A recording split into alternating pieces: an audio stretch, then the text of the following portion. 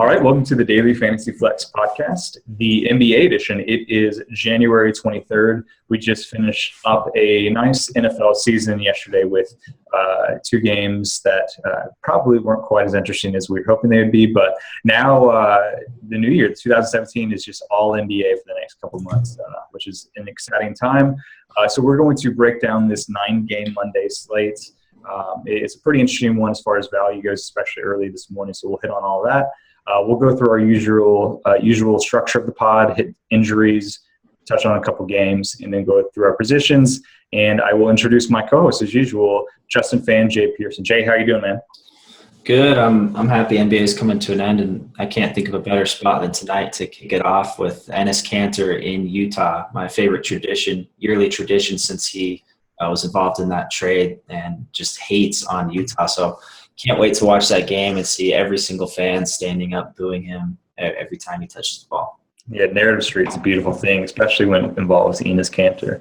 Justin, how are you doing? Doing well. I think we talked about this earlier. Spurs-Nets, the ultimate DFS game today. I can't wait to stack that game and just watch some pretty horrific basketball overall. Some one-sided basketball. We're the only types of people who would be interested in a game like that. So, pretty excited.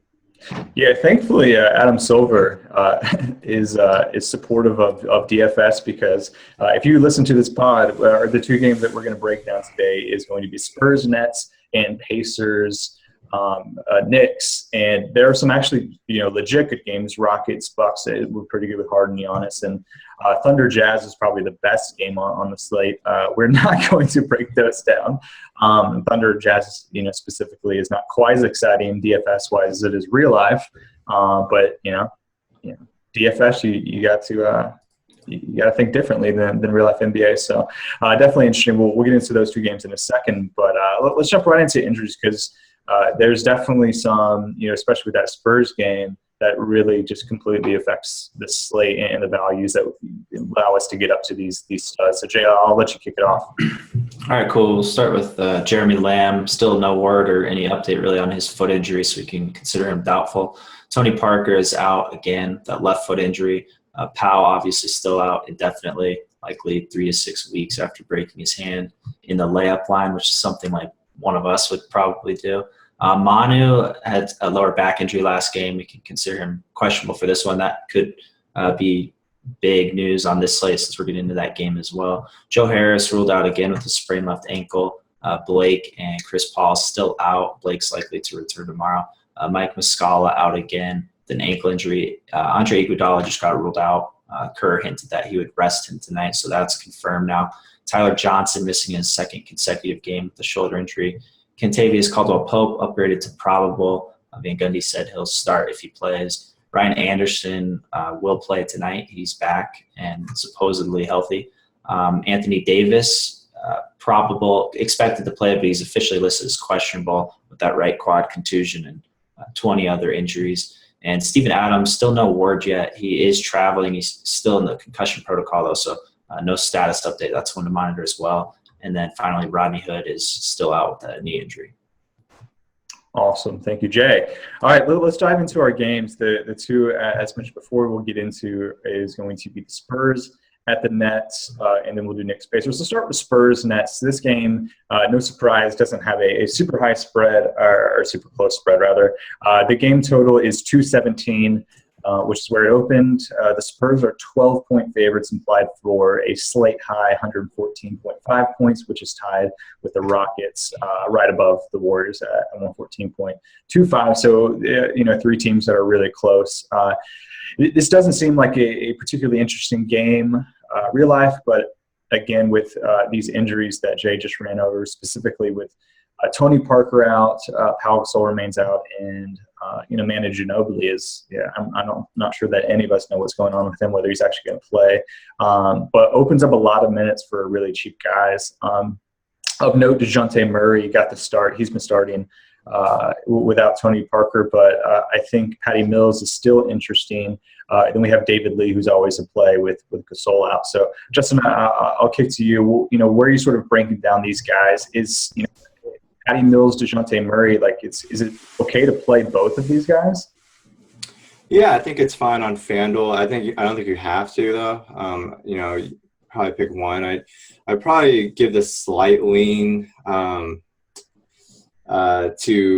DeJounte just because he's starting. Though I can definitely see the case because I'm worried about this kind of situation with Patty Mills where I could see him getting 20 minutes if this game blows out. So maybe he'll lose a couple like blowout minutes to Bryn Forbes or something like that. They'll bring someone in and kind of take. I like that DeJounte's minutes are a little safer that he's going to be starting. But I like both obviously.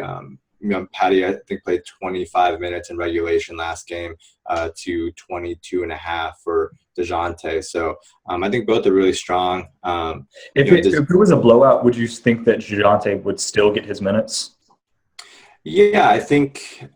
Just because he's young, Well, because I'm kind of projecting him for like 22 minutes. It's not a lot of minutes to begin with, and we've seen kind of in the situations before when I'm doing minutes that in these blowouts, Patty doesn't quite get the type of minutes that you'd expect because in those final 4 or 5 minutes of the game when it's well out of hand, he'll throw Bryn Forbes, he'll bring in all the reserves, he'll bring in Davis Bertans, bring in all the bench guys. So I think both are really strong. DeJounte's been really solid. He has that little one-handed floater that he's been working. That's been going well for him, and Patty's been doing his thing off the bench. So both are really strong. I think David Lee is the guy I'm really interested in. The strongest play, especially on FanDuel at 5,100. I'm still locking him in against this Brooklyn front court that struggles to rebound. Lee should easily go double-digit rebounds here, and I think 26 plus minutes is pretty safe for him to project in this spot. So David Lee's really my favorite play out of anybody here. Yeah, it's interesting. There's so many value guys, especially with these three, and with some high-priced studs. You look at like John Wall versus a Hornets team that had struggled against point guards. We obviously have Giannis and Harden in this high-total game going against each other. They both crushed last time they played, which was just last Wednesday. So we have a recent sample of how they go against each other. So, if you go with those three guys in the same lineup, you can get up to 3 studs, especially on FanDuel. Jay, are you, how many Spurs are you willing to play, I guess is the question. I'm willing to up the ante quite a bit. I like Kawhi a lot. I think we've seen in a lot of these games, Kawhi still pays off his price, even in these types of spreads. When the Spurs are at least 12-point favorites, Kawhi actually has a plus 3.6 plus minus on FanDuel, 66% consistency rating. With Parker and Powell off the court, it's Kawhi who has the most to gain, really, especially out of the starters. He sees a team-high 5.2% usage rate increase and then a 9.1% plus-minus increase on DK per 36 minutes. So with those guys out, I think he's really safe, and that's just a guy you can pair with these value plays as well and be pretty certain that they'll hit value, especially against one of the worst defenses in the league in the Nets. So I'm definitely fine with DeJounte and Lee. And then I like the upside of Mills quite a bit, especially if we get word that Manu's out. Yeah, that's fair. And I think this is going to be really interesting once we get to our positional breakdowns, because if you compare DeJounte versus some of the other cheap shooting guards, especially like the Clippers with Chris Paul out, these guys are still cheap. Even a guy like Dion Waiters has got quite a bit of bump in playing time recently. You obviously have the 2 studs and Giannis. So I think shooting guard in particular is going to be really intriguing, whether you're okay with that low potential minutes floor of DeJounte or whether you want to get up to some of these other guys. Any Nets that you're interested in playing, Justin? No. Justin's on mute. I think Brook Lopez is pretty thin here. I don't like him too much. Obviously, he's always has a good price on DK. I think you can maybe have some Sean Kilpatrick shares on FanDuel where he's 4,100. Some tournament shares is okay. He's expected to start again. I think Joe Harris is still out, so has some Kilpatrick shares. I like Karis LeVert, but he hasn't been seeing enough minutes. He's been seeing about 22 to 24 minutes, which isn't enough for me. I think beyond that, it gets pretty thin. I wanted to go back to we'll get more into this, but Kawhi is tricky for me on FanDuel. I like Kawhi a lot today, but are you playing him over like Jingles and MKG at their prices? No, yeah, Kawhi is more of just like a good indication was last game where against the Nets they won by 29 and Kawhi was the only player above 25 minutes at 27, but he still hit value. It's more of I just think he's safe if you go that route. But I agree at his price and just kind of the other options, especially where you want to spend up at, Kawhi doesn't really fit. So I'm very unlikely to play him tonight. He's nice. A nice floor. He's been on an absolute tear. Yeah, I mean, he's really nice. Manu just got ruled out, by the way. So what does that do to Mills? Manu has a pick and roll ball handler, 25% frequency this season. So that's really high. They don't really have too many guys that are going to handle the rock with Parker and Manu out. So I think Mills is looking pretty good here off the bench. Oh, I think he's an easy cash guy. 3,600. Yeah. I think him and Lee are pretty easy cash guys, and then DeJounte and Kawhi are the guys where like I'm fine with them in cash, but you sort of have to figure out whether you want to go down that route. Yeah, I like that bump now for usage in that second unit. I don't think you need to get too cute with like Jonathan Simmons or Slow-Mo here. I just kind of keep a tight core with Patty Mills. Yeah, I'll swing the pendulum a little bit towards Mills' favor now with that Manu news. I think it gives him some more minutes in that second unit, especially some more ball handling responsibilities. I think go ahead, Jim. For tournaments especially, it's Mills is the clear play. I think people might be more on DeJounte starting games in a row that have been solid, but Mills I think has more upside. On DK, you get that 3-point bonus. So Mills is the guy I will definitely go in tournaments and maybe even just fade DeJounte.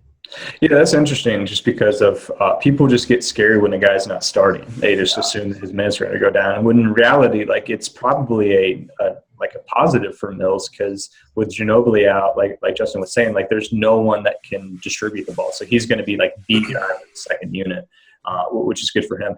The guy that is going to be potentially low owned in a really good matchup with, a thin depth is Aldridge. And he's gone over 40 FanDuel points in 2 of his last 3. He's had some duds, but he's also had some nice games over his last 15.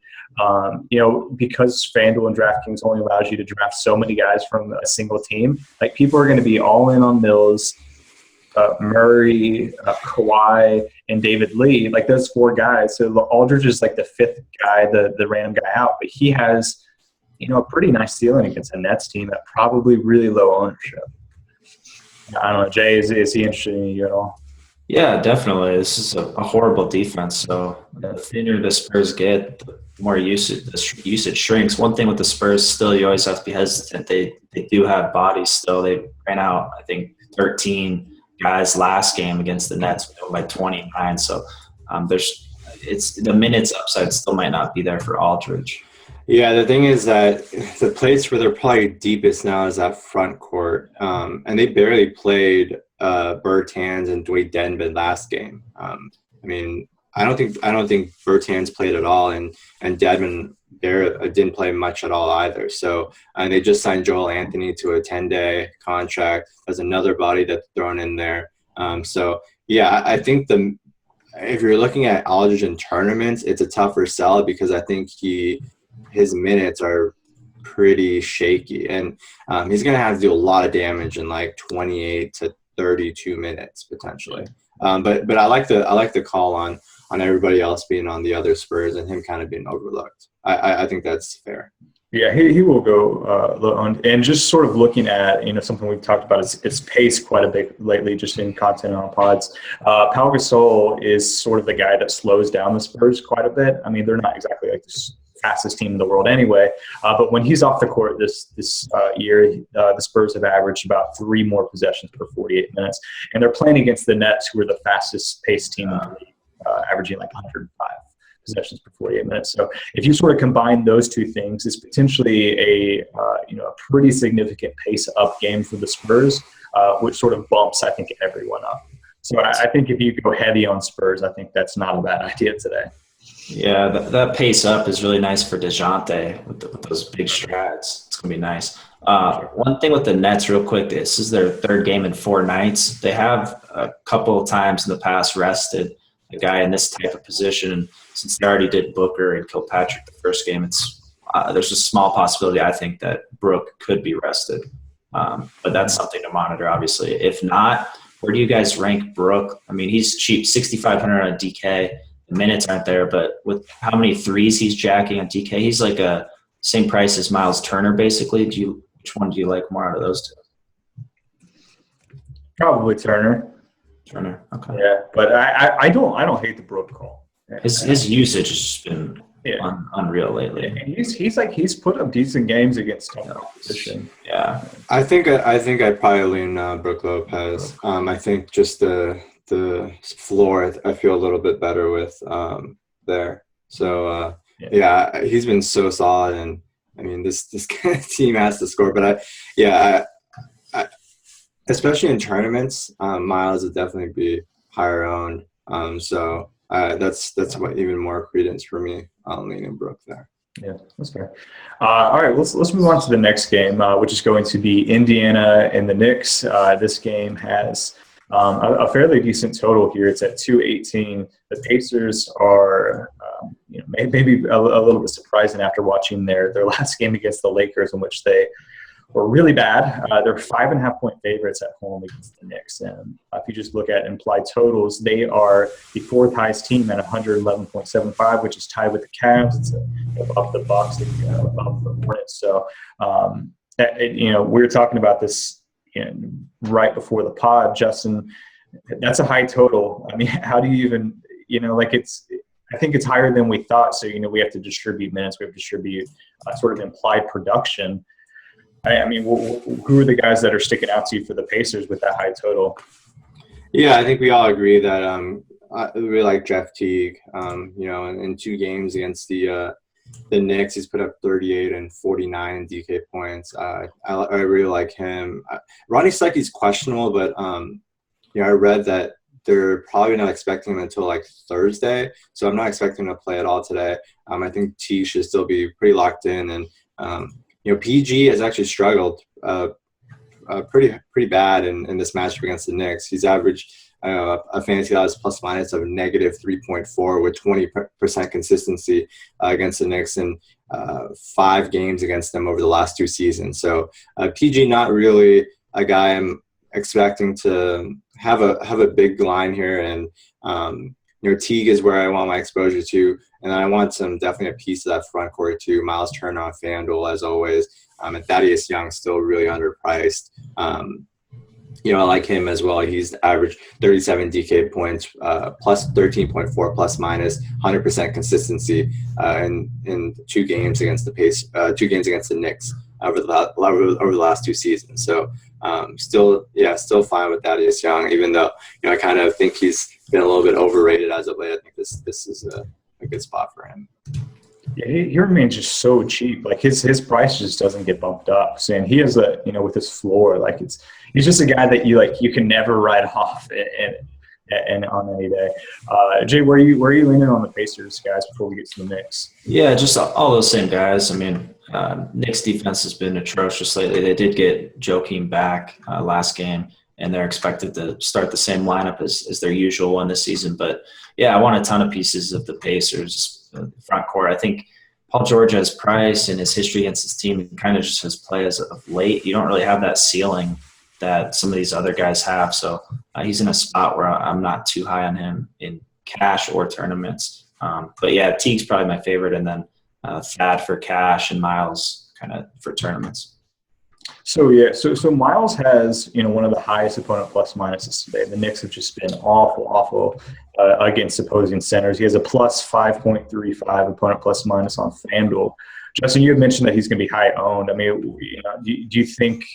And I guess we can get into this a little bit once we get into centers. But I mean, like a guy like Cody Zeller, who has a good matchup against Washington, but is 1,300 cheaper. Like, where would you go there in tournaments? I mean, I still go Miles just because I think he has a higher ceiling. I think if you get the steals and blocks going, especially against this Knicks team, it gives him 35, 40 point potential on FanDuel, which I struggle to see Cody Zeller doing.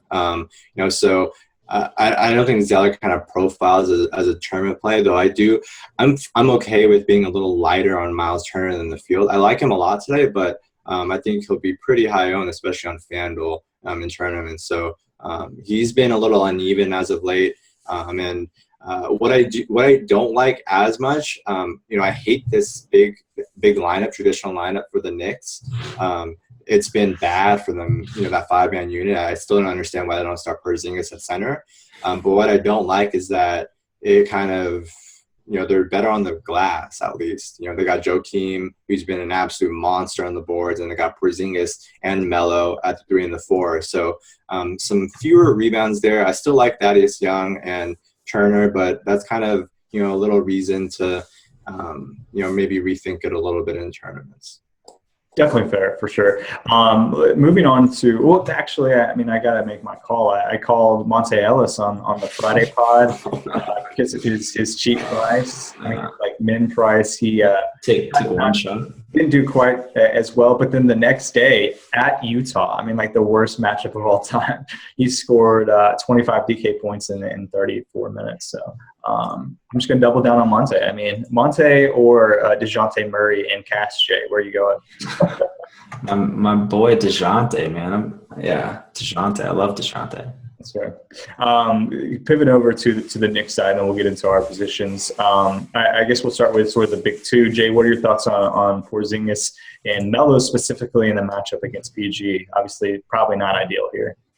Yeah, this is their third meeting this season. One was a blowout. Melo had limited minutes, but the other one he did really well. It kind of sums up Melo as of late, just frustratingly inconsistent. So nobody on the Knicks is more than a tournament play for me. It's not that the Pacers defense has been especially good this season or as of late. It's more just with the Knicks fully healthy, we kind of lose those plays that we've had in the past 2 weeks. With Rose has had some big games. We've seen Melo in and out. Then like Kuzminskis and O'Quinn and guys like that. But now with Noah back, Porzingis not on a minutes limit, I don't think. He played 33 last game. So it's kind of just tournament players for me now. And it kind of starts with Melo as a pivot. And then I'm kind of intrigued by Porzingis a little bit. Indy's 27th rebounding percentage this season. So probably just a few shares, and that's kind of it for me. Yeah, definitely a tournament matchup here. I think, a lot of these guys like Miles is really interesting in tournaments, but, it's hard to go with a lot of these guys in cash outside of Thaddeus, who is just daily cash. You mentioned Joakim, Justin, obviously a lot of upside with how he's been rebounding. On DK, he's really, really cheap. Is that a tournament flyer you're okay with? Yeah, I'm good with that. He's just been insane on the rebounds. I think he's averaging like 18 per 36, like in his last half dozen games. It's insane. I think he put up like 20 plus in his last 20 per 36 in his last game. So I'm okay with some tournament shares there. He's still starting, so the minute should be fine. I do want to be really light on this Knicks side though, because the line I think is 5 points right now, 5.5. Mm-hmm. But I think that's – I'd pound Pacers minus 5.5 if I was betting. The Pacers have won 10 of their last 11 at home. And, you look at the Pacers at home and the Knicks on the road, there's an efficiency differential of, 11.1 points per 100 possessions. So there's a drastic difference in how these two teams perform, at home on the road. And you look at Melo, shooting 41% on the road. And, you look at his games against the Pacers, he had 2 big duds against them, which were predictably on the road. They had a big game against them at home. So Melo, 2 road games against the Pacers last 2 seasons, 27.5 DK points, 29.3 DK points. So I'm totally off Melo in this spot. I think Porzingis is interesting. He's still kind of getting right after that, Achilles injury. He's clearly not 100% yet, but this is a good matchup, and I don't think many people are going to be on him at all. So Porzingis is interesting to me. What do you think about Rose? I think Rose intrigues me a lot more than Melo, but he's still kind of thin to me overall. He's had some big games, and he's shooting a lot. He's looking a lot better too. So, yeah, I'm intrigued for sure. They're very similar plays to me. Point guards, Rose and Melo? Rose and Melo, yeah. I'd much rather go Rose today. Yeah. I think relative to position, it's similar in a way, but because we kind of have a lot of point guards, like always, have high ceilings and small forward. You don't really have too many. But yeah. Well, just thinking of them as far as like, I wouldn't cash either of them, and I'm just looking for guys with high ceilings and probable, moderately decent ownership. Like both of those guys, I think have ceilings worth rostering in GPPs. Yeah, they do for sure. Okay. Yeah, give me Rose on DK. I still like that price at 64 in tournaments. It's decent. Yeah, and Rose is probably a little more interesting just of positional scarcity. Like there's a lot of point guards. I mean, we just talked about Patty, who was really intriguing on both sides. And we'll use that to transition into our point guard breakdown. We'll walk through these positions here. So we obviously like Patty quite a bit. I think he, especially with Manu Ginobili out, that he's a pretty solid cash game play. The stud I think that you lock in with Patty is John Wall. Do you disagree with that, Justin? No, I have him, I think, number one overall in my model on DK right now, and he's number 2 point guard for me on FanDuel behind Patty. So I think he's pretty clear here, and he's just been phenomenal as of late. And Bradley Beal especially has been struggling big time to find a shot, and Wall has just kind of been leading the way. There's him and Markieff have been extremely consistent and solid for weeks now. So I'm going back to those two, especially Wall. I think he's kind of the stud for me. Yeah, that's definitely fair. Do you agree with that, Jay? And another guy that I think is potentially interesting, and I think if Tony Parker was playing, like just sort of alternate world theory here, if Tony Parker was playing, I think the cash guys would be Wall and Raymond Felton. So that sort of makes Felton sort of, like, what do you do with him? Yeah, maybe. I mean, you got that's alternative facts. Felton's there for sure, but it depends kind of what starting lineup they roll out if they go with Spates again against Millsap and Dwight in that front court. But I'm on Wall as well. I think he's the top play. Averages 50 DK points at home. Went for 59 at home in this same matchup earlier this season, although Markieff was out. But, yeah, Wall's clearly the guy that I want to go. Yeah, and I think a really interesting matchup here, guys who have, pretty decent opponent plus minuses. And a guy who really has a really nice one is Felton, but just sort of getting into this middle tier of guys, who probably are going to be low owned because of Wall's elite matchup and the elite value of Mills is this matchup between the Pelicans and the Cavs. You have Kyrie going against Drew. Both, pretty solid opponent plus minus marks. Definitely have ceilings worth rostering in tournaments. Justin, do you have any interest in them? Just tournament shares here or there? Justin, you're on mute. Drew's been tough because we've talked about this before. The minutes just haven't been there, and this Pelicans rotation is kind of all over the place. They've been getting blown out, and I don't expect that to be too different here against the Cavs. I don't think I'm going to go after Kyrie today. I think there are just other options. I'm looking at Steph as a tournament option. D Rose I mentioned. I like Kyrie more than Drew, but I'm not sure how much I'm going to go after him. Drew's minutes are worrisome for sure. I mean, hasn't gotten above 30 in many of his last ones. So Kyrie, though, I mean, he popped off against the Spurs, and obviously has pretty on a nightly basis. Jay, any other guys that are really interested in you? I mean, George Hill, obviously, in this. Yeah, Kemba for sure, interesting at home. 109 team total, close spread. So I kind of like taking some chances on that team, especially with those Washington guys. Heavy minutes for all those stars. So nice little game stack if you take a couple pieces of Charlotte and then multiple starters on Washington side. So I like Kemba. We mentioned Teague. I like him a lot as well, too, compared to some of these other guys. We even talked about Steph. Yeah.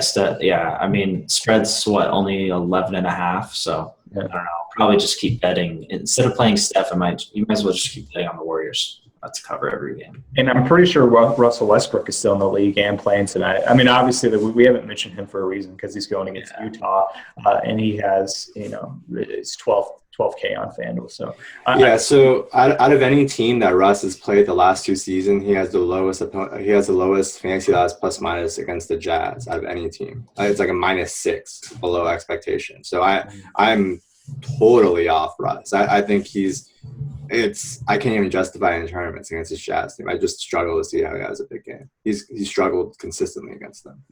Yeah, and Russ is a guy that, like, even in really bad matchups against Utah, his ownership's like it's only going to go so low. Like, people just love the name of Russ and know how good he is that they're going to want to take him. So it's not like you're getting an ownership discount here either. So I think we're probably all a little pessimistic on Russ. All right, let's move to shooting guard. Jay, Harden, Giannis.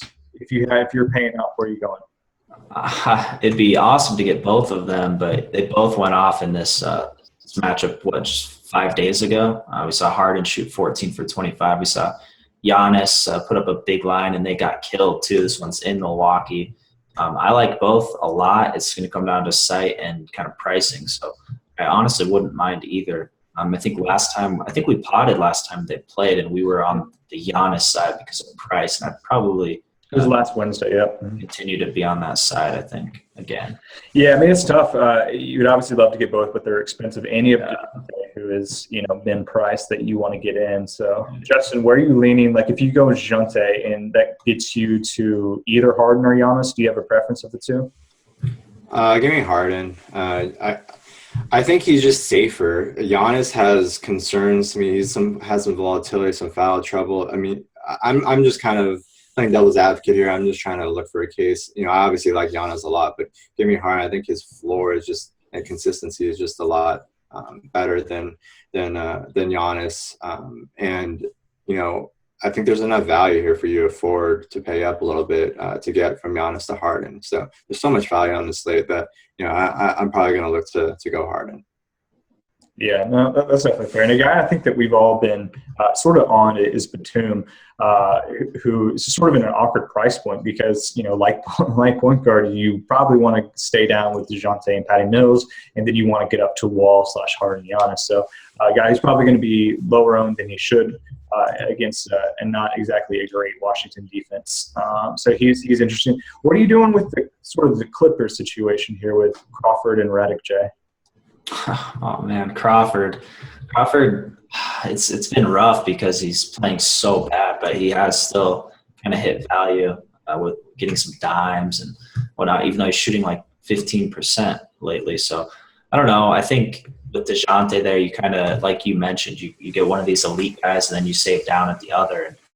For tournaments is when you kind of spread it around more. So Jamal for me is really only obviously a tournament play, since we already kind of have that cheap value. And then the guy that's more expensive than these guys, but still technically considered a value play, is Dion Waiters, who took a team high 19 shots last game with Tyler Johnson out. Tyler Johnson's out again. It's the only game where he's played this season with Tyler Johnson out. So it's tough with him too because he doesn't contribute in much else other than scoring, and he's really not even that cheap. So I'm fine in cash games, spinning down all the way like DeJounte and then getting one of Harden or Giannis. Yeah. Now, Waiters, he put up 26.6 FanDuel points last time they played the Warriors, which is about 2 weeks ago or so. So obviously had this great game against the Bucks last game, been playing really high minutes. So I think he's worthy of rostering in tournaments, but definitely, it gets interesting there. Justin, I'm curious your thoughts on the Dion call. And then what are you doing with KCP? Like, if he plays, he starts, what do you think his minutes are going to be? I have for 33 right now. I'm not sure. They played Reggie Bullock quite a bit in his absence, so I think he'll still be a prominent part of the rotation, see some minutes, and after extended absence, I suspect KCP won't be pushed into 37, 38 minutes right away, but we'll see. I think he's still pretty thin. I'm not going to go there. A shoulder injury, especially, might affect his shot a little bit. I think Batum, we'll go back to him. I think he's probably my favorite tournament play. Popped off for 40, 45, 44 DK points the last time these teams played in last month. And you got Jeremy Lamb. I still expect him to be out today. Should kind of elevate Batum's minutes floor and lock him into really solid usage. So I like Batum a lot in this spot. I think it wouldn't surprise me if he ends up being the best value play today at shooting guard. I don't disagree. I like Batum quite a bit. And another guy that we seem just to be, or at least maybe it's just me, consistently high on him is Eric Gordon. Yeah.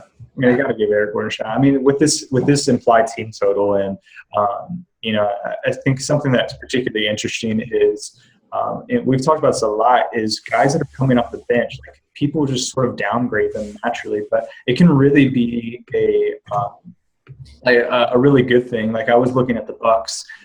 Every single player has like a negative double-digit net rating when Giannis is off the floor. So, I mean, if you're talking about benches, the Bucks have one of the thinner ones, I think, in the league. So you have Eric Gordon sort of coming off the bench against these sort of rough Bucks, backcourt guys. I think that he has a really nice floor here. So you probably are not going to go him in cash just because of the value, but I think he's a really solid play at 5K-ish. I think he's probably tournament only for me, just because I worry about the home and away splits a little bit. He's shooting 41% from the field on the road, 35% from three. So I like the price, and he definitely let us down a lot against the Dubs. The usage was there, but the shots just weren't falling. But yeah, I think the price is still really solid. Just probably tournament only for me on DK. No, that's fair. Other guys we can mention, Clay and Bradley Beal, Jay. I mean, we'll finish with those, move on to small forward just because we've touched on just about all the shooting rates at this point. But, I mean, those are guys that could get hot from the field. They're sort of, not dissimilar players. So, put them in some tournament lines, and if they get hot against, not terrible matchups here, that I think that's fine. Who are you going on DK? Just out of all shooting guards? Yeah, there's not a lot of – I mean, it's tough because there's a lot of like, if you're looking at a model, for example, I wouldn't play a lot of these guys in cash, like near the top of it on DK. There's like Courtney Lee, Flalo, Kelly Oubre, Dellavedova. Like, I'm not going to touch a lot of these guys. I'm probably going to pay up a little bit for a floor here. I'd look at Jingles a little. He's cheaper than like Waiters and Gordon and them. I'd consider him even if he's not the best value, for example. But I think you kind of want to spend down in some spots, especially if you go Wall and some of these other guys. But yeah, DK definitely is really tough.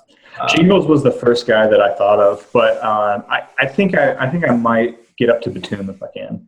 Yeah, that'd be nice. And to go with Batum, that's perfect part of kind of that game stack if you go Kemba, Batum. And then on the other side, Beal had a really big game in this matchup last time, even though Markieff was out, which changes things a little. But I think Beal's in a spot where he could be really underpriced, and he kind of plays well if this game is really juicy. And this might be a donkey call, but I really don't mind Eric Gordon on DK if it. That's fine. I mean, Eric Gordon versus Jingles is interesting, but because it's just a slight pivot up to Eric Gordon on DK, so definitely interesting. Where would you go, Justin? It's Batum, maybe. I mean, I don't think you're playing Batum in cash on DK. It's just too expensive at 77, and some of these other guys want to try to fit in, like Wall, like was mentioned. So I'm probably going to go cheaper out. I don't mind Gordon. I think it's okay. I worry a little bit because he's so scoring dependent. It's entirely dependent on how those shots are brought. Jingle's a little bit more safer in terms of his floor. Yeah, it's tough on DK today. Yeah, very tough. All right. Well, let's keep on going to small forward here. A guy who has multi-eligibility on DK, we just talked about him, is Joe Ingles for Utah, a guy who's been playing really well. He's particularly interesting. I think that, he's a fairly easy cash game option on FanDuel, where he's only 3,900, and then MKG. We talked about these guys just a little bit ago, mentioned them. Jay, is it Jingles, MKG, and cash for you? I mean, or not yet. I'm not locked into MKG, but yeah, just kind of the way you're looking at the slate. If you want to spend up at 1 point guard slot, obviously Jonte's shooting guard on FanDuel and Ingles is small forward. But yeah, I'm locking in Ingles in cash, especially at 3,900. Definitely trying to save there. You get into other guys, David Lee, and you can save at other spots. So I think you'll have more salary relief as you might think, especially if you're eliminating one of Giannis and Harden by going to DeJounte. So I'd like to spend up here, but you're kind of looking at it. We get into all those expensive guys. We kind of talked about all of them already, honestly, with Melo, Kawhi, and then you get into kind of Durant and LeBron, who I think are more tournament plays on this slate. So I don't know. Yeah, you might fall back on MKG. I think he's plenty fine in this spot. Yeah, Justin, on DK specifically, where these guys are a little bit cheaper, what are you doing with LeBron versus Kawhi? Yeah, that's tough. I like Kawhi a lot today. I'd probably, lean him out of the two, just with the way he's been playing. It's close though between those two. I'd probably take the 500 savings and then allocate that elsewhere. But Durant's only 100 more. Yeah, but Durant's 10. Yeah, I don't think I'm going to pay 10K for Durant today, especially in cash. I just, I don't. I don't think I try to target any Warriors for cash on most nights just because that spread and the way there's so many mouths to feed over there. They're just better spots. I think probably Kawhi is my favorite small forward. Today if you're spending up. That's definitely fair. There's a lot of guys that are sort of in the mid-tier range. We can talk Trevor Ariza. Gordon Hayward is sort of an interesting matchup. I would assume that he would be guarded by Robertson, so that's almost a downgrade for us. Talk to me about Marcus Morris, Jay. Really just the Morris twins. What are your thoughts on them? Yeah, I love Markieff. I think Marcus with KCP back puts a big kind of dent there, so that's a bit tougher to go. But yeah, he's been playing really well. But if I'm picking one of the Morris brothers tonight, I'll go with Markieff for sure. And Markieff does have dual eligibility. Yeah, exactly. So that's an option as well. But yeah, the more you look at it, it probably makes sense on FanDuel, just being uncertain of some of these top price guys. Just save $3K or even more going down to MKG. Yeah, it's definitely fair. With guys like, David Lee is, power forward eligible on DraftKings. He's not quite he's much better value on FanDuel, but I think he's definitely playable on DK. So would you be okay with going Keefe small forward on DK and Lee power forward? What would you do there, Justin? I think that's fine. I think I'm going to try to get Lee in. He's tougher, a little tougher on DK at 55. I definitely prefer Lee more on FanDuel, but I'm totally good with that. I think that's a good way to save. One guy I really like who's just been so safe and it is pretty cheap on DK. Like if you're just looking at safety for floor, Jabari, he's just had such a safe floor lately. But what are your thoughts on him? It may be an awkward price point for cash though. Yeah, it's the price. I brought him up last game, and now it's. I'm not going to count forever, but it's like 20 games in a row over 25 DK points. So yeah, and the last game he started off the bench and didn't even play the whole first quarter, and it was looking like I didn't even know he was going to play at all. Yeah, and then he comes through and gets 33 DK points. So wasn't that just like a team decision benching and now team violation? Yeah, man, they voted him. It's like a reality show. Survivor, yeah. Yeah, Survivor, yeah. Outcast him. Yeah, that's pretty crazy, man. I don't know if I've heard of that. Maybe it's happened before, but it hasn't leaked. So yeah, I don't know. I'm interested to see how that leaked because that's pretty crazy that they all got together and voted on that. Yeah. And then I don't know if you saw his comments, but he said some things that were like, I was finally speaking my mind and just speaking up. Someone has to and stuff like that. So we'll see how that goes. For sure.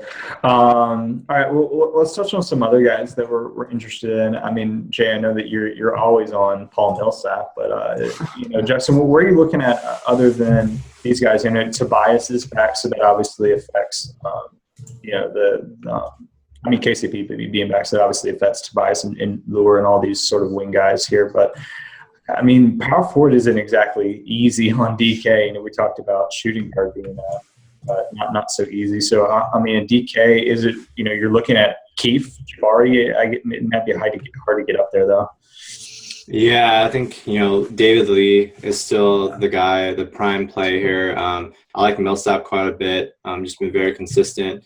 They've been pretty lopsided games as of late, and he's still seen really solid minutes. Millsap has. Yeah, I like Markieff a lot. Jabari is probably, he's not quite in that Markieff Millsap tier for me, just in terms of cash. I definitely think Jabari is a little bit more of a tournament play for me. I like Aldridge, like you mentioned, as a tournament play earlier. Yeah, Mo. I think if Mo Bucket starts, I think people are kind of be drawn to him. But he had like 7 points and 2 rebounds through 3 quarters last game. And he just padded his stats. He put up 11 points and garbage time in that 4th quarter. So if Mo Bucket starts today, I think he's a fade for me, even though he hit value last game. Just sees a big hit in usage playing with that first unit. Mm-hmm. Yeah, beyond that, Tobias I think is a little thinner now with John Lore back, and especially especially if Harris stays in the starting lineup, which I don't like. If Harris goes back to the bench, then I'm definitely willing to look at him on FanDuel today. But anybody else that we missed out of this group? I'm leaning. I like David Lee a lot still too. It's an easy matchup. The double bonus that he has on DK makes me like him, even though he might not be the best per dollar value, but you have that double upside there. That's kind of if you go Markieff at small forward, which I actually like that idea quite a bit.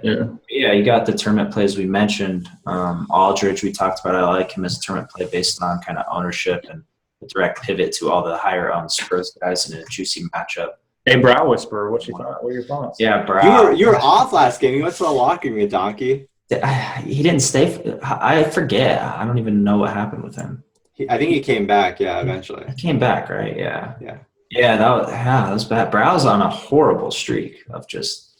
Yeah. I don't know, man. I mean, on this slate, it's kind of similar to what we talked about most times with Brow, where you have Harden and Giannis and Wall and elite guys, and then Brow's just nobody's taking him. So his ownership, I think he's always worth tournament teams. Definitely for the upside. Nowhere in cash though, because his minutes are all over the place. Like in 4 of his last 5 games, he hasn't played 30 minutes.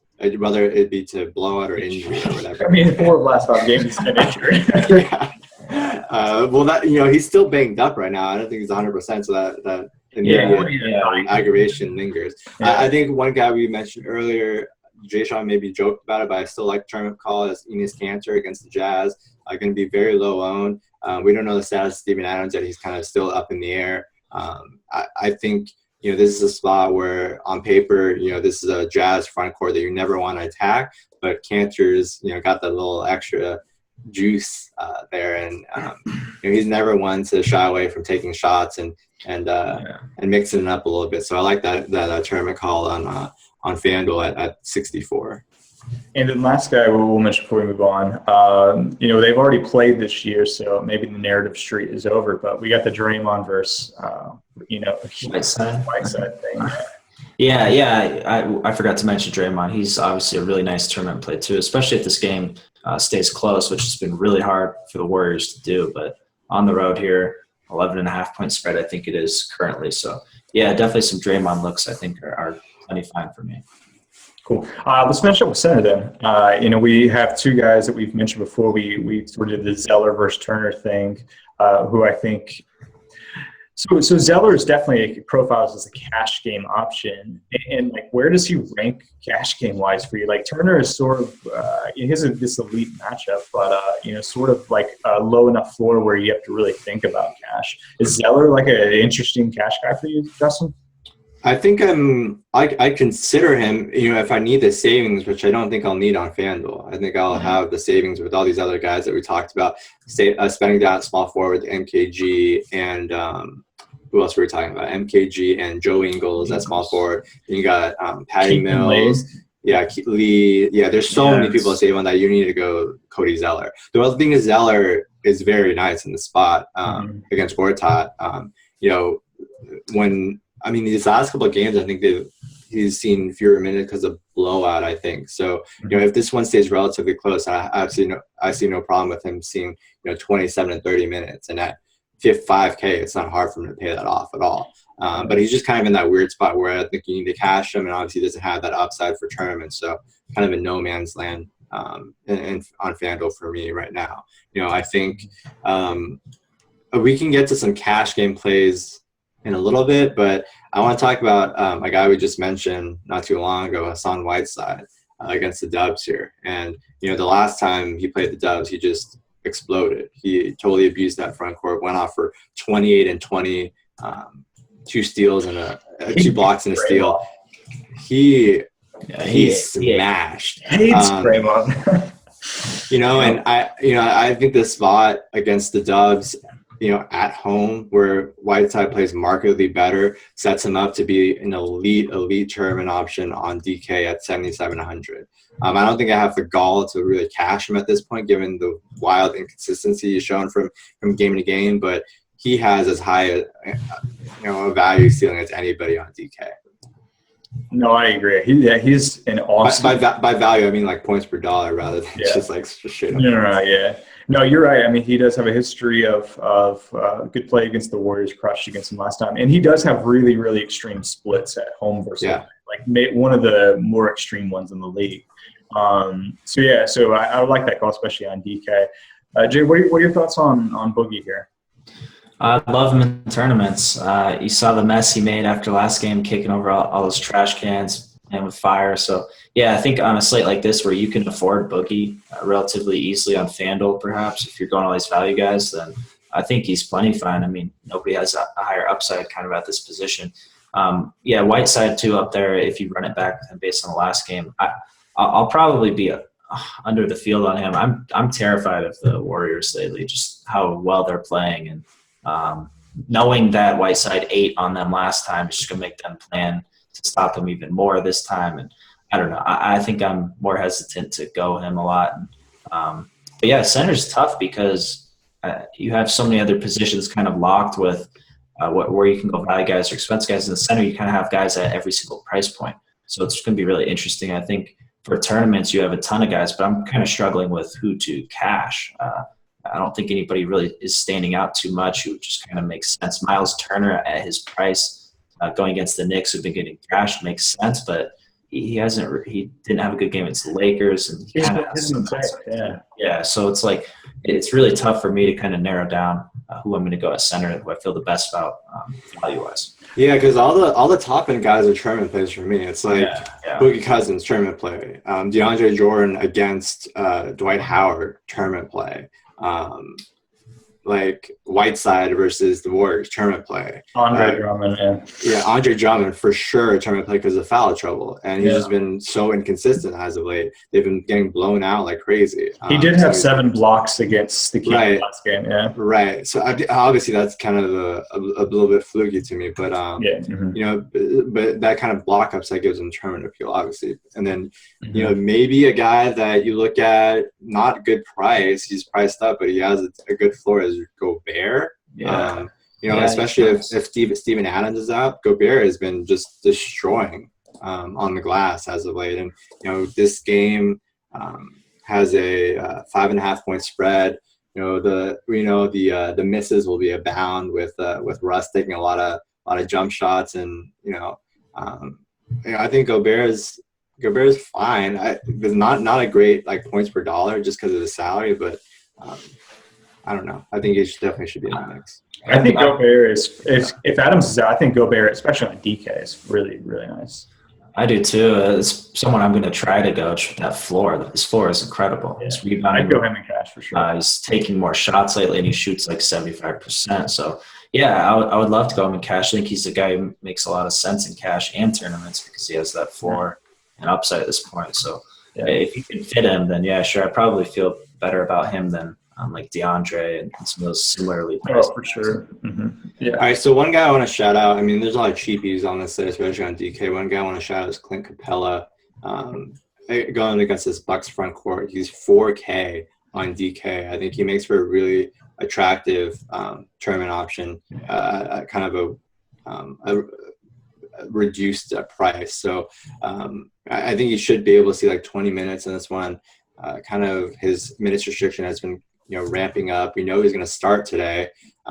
They're going back to that original starting lineup with Rhino and him in that front court. So Capella, I think, could be pretty sneaky at 4K on DK. And anybody else that we're missing here? I mean, I will say that David Lee is center eligible on DK. So, like, if you just really hate all the options and you want, like, you could go Keith power forward, you could go Jingle small forward, and, like, just really hate it.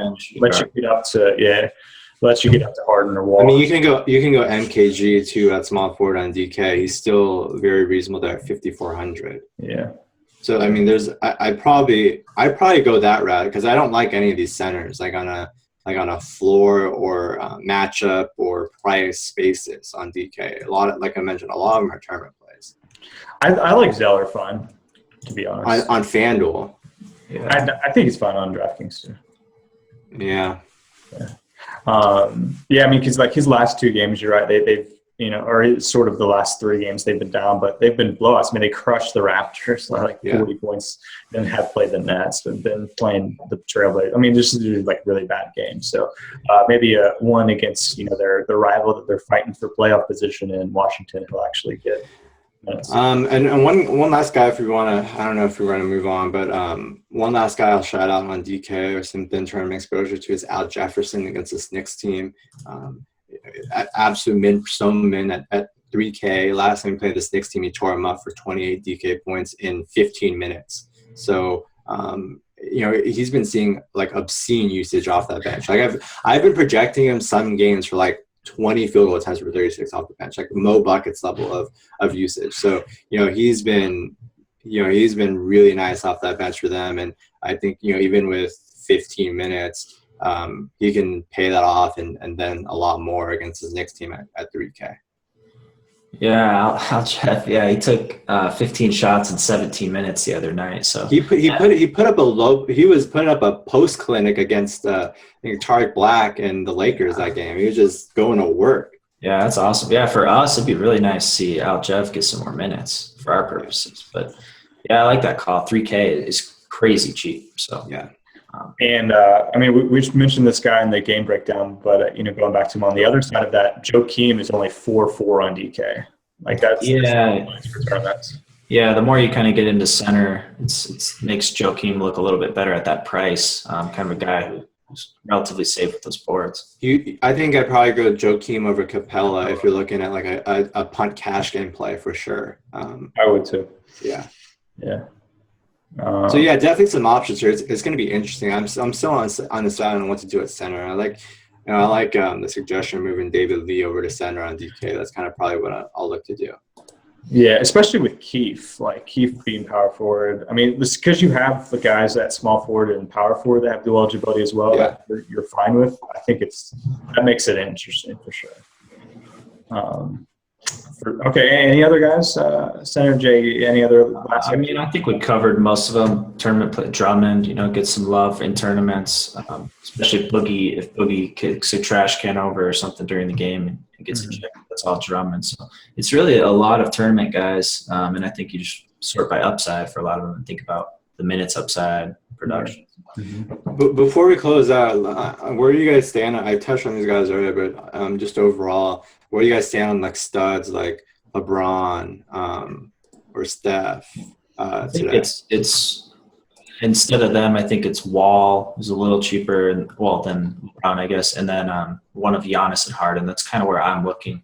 And after that, you can't really afford these other guys. So for tournaments, I think it makes a lot of sense to have exposure to these guys. Especially these games are close. I think that LeBron makes a lot of sense. That game is pretty juicy, the line and the total, and they haven't been playing too well lately. And Love still dealing with his back issue. Yeah, Love has been awful. So I'm intrigued by LeBron for sure tonight, kind of at low ownership. Are you on Kawhi's side on Kawhi versus LeBron straight up? For cash? For cash. Like relative to price. I mean, obviously you have to factor in price. Yeah, I am. Yeah, I think Kawhi's just proven even in these blowouts, he still does well, and he's just on a tear. So I probably lean Kawhi and cash, and then LeBron Thomas. Yeah, that's where I'm at. Yeah. Okay, Yeah. I think, I'm trying to look through these like high price guys and see if we miss anybody. Yeah, I mean, some of these guys are going to be low owned. Like Brow is going to be really low owned, and he has like the highest ceiling of anyone. Yeah. Russ probably. I think Russ. Like if you're thinking like guys who are in like not great matchups. I don't want Russ today. Well, and Russ isn't going to have low ownership. I think Brow will actually have low ownership. So, like, you're getting the discount ownership on his injury stuff, whereas Russ, like, there's just no discount. It's a bad matchup, and he's going to be high owned, which is just not a good situation. Boogie, I still like Boogie quite a bit, too, especially just kind of the way it works out where we're not really high on any of these cheap centers anyways. So, afford Boogie and go some of these chalk guys. I mean, if you go Lee, Markeith, then you go cheap with all the Spurs guys and even Jingles, like it's not inconceivable to get up to Boogie on FanDuel.